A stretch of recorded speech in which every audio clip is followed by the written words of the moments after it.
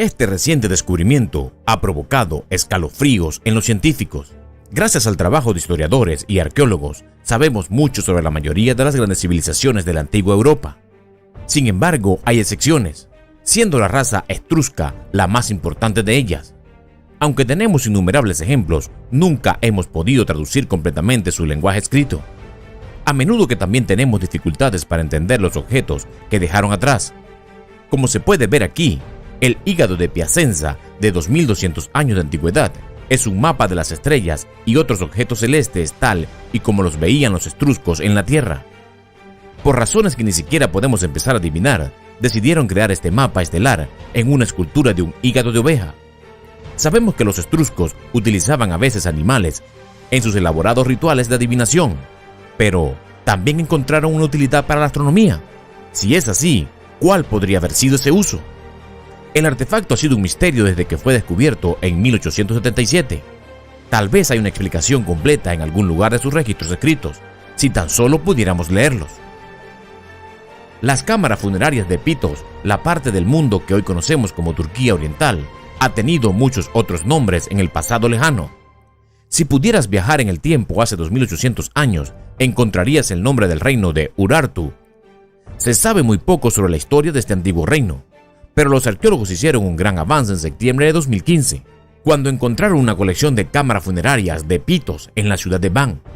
Esta ciudad fue en su día la capital del reino de Urartu, y lo siguió siendo hasta la caída de Urartu hace unos 2600 años.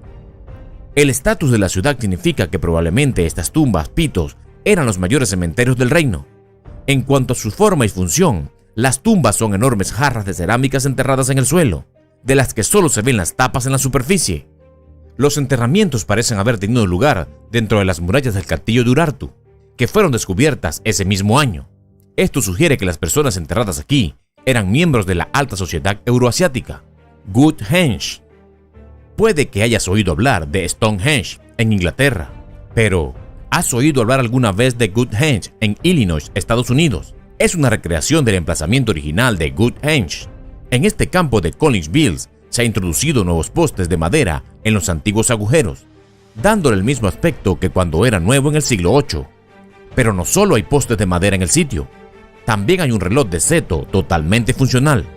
Los postes están estratégicamente colocados para alinearse con el sol en determinadas épocas del año. Esto permitió a los nativos americanos identificar y celebrar los equinoccios y solsticios hace más de 1000 años. Esta es una forma primitiva de marcar el tiempo, pero es tan precisa hoy como lo fue entonces. Extrañamente, solo unos pocos polos parecen estar alineados con el sol de forma significativa. Los otros fueron colocados allí sin ningún propósito específico, o bien los amerindios que vivían aquí identificaban fases del sol y estaciones que nosotros desconocemos, o bien añadían los postes adicionales solo como decoración. Antes de seguir, si te está pareciendo interesante, no olvides suscribirte y activar la campanita para no perderte nuestros videos. Quechua-Chaca. Los incas tienen un historial mixto en lo que respecta a la ciencia y la tecnología. Nunca dominaron el timón, pero lo que sí podían hacer era fabricar cualquier cosa de fibra. Hicieron sus barcos de fibra y todo el puente colgante de hierba. Sorprendentemente, cada centímetro del puente se tejió a mano. Este fue uno de los muchos puentes de los antiguos territorios incas, pero es el último de su clase. Utilizaban estos puentes para ir de un lugar a otro a través de los Andes, llevando consigo mercancías. Esto ocurrió 300 años antes de que se inventara el primer puente colgante en Europa. Este puente, conocido como la Chaca de Quechua, atraviesa un valle cerca de Huorochiri, en Perú. Los lugareños dicen que lleva colgado allí al menos 500 años. Es impresionante, pero de nuevo, se trata de la misma gente que inventó un lenguaje basado en cadenas llamado quipo, que todavía no podemos descifrar. Moray en Urubamba. La historia de muchos monumentos antiguos en Perú es un misterio. Muchos creen que la mayoría de las estructuras más conocidas del país fueron creadas por los incas. Las pruebas sugieren que los incas heredaron una civilización aún más antigua, uno del que no sabemos nada. He aquí un invento que podemos atribuir definitivamente a los incas. Las depresiones de piedra de Moray en Urubamba. Durante años los arqueólogos se han preguntado para qué podrían servir estas depresiones circulares y escalonadas. Ahora los expertos creen que son una complicada serie de experimentos agrícolas. Lo que se revela es el suelo de cada capa de la depresión. Muy poco de este suelo es autóctono de la región. En cambio, se ha importado de otras partes del antiguo imperio inca. Debido a la creciente profundidad de las depresiones, la temperatura de la parte superior es muy diferente a la de la parte inferior, y cada etapa corresponde a la temperatura de otra parte del imperio. A través del ensayo y error de Moray, los incas pudieron predecir qué tipos de cultivos crecerían en qué parte de su imperio y planificar en consecuencia. Es un sistema fantásticamente avanzado, teniendo en cuenta que fue creado hace 500 años. Piedras de Karnak. Las piedras de Karnak están dispuestas en líneas perfectas en un campo de Karnak, Francia. La gran pregunta sobre ellos es quién los puso ahí y por qué. La gente lleva haciéndose estas preguntas desde hace cientos de años y todavía no estamos más cerca de una respuesta que hace 1000 años. Hay casi 4000 piedras en los campos y se cree que han estado allí durante más de 6000 años. Se extienden a lo largo de más de 1 kilómetro, pero siempre están espaciados por la misma manera. No se alinean con el sol para el solsticio o el equinoccio, ni se ponen en línea con las estrellas. Las leyendas locales dicen que las piedras son los restos de un ejército romano convertido en piedra por el gran mago Merlín. Esta es una historia fantástica, pero no es la verdad.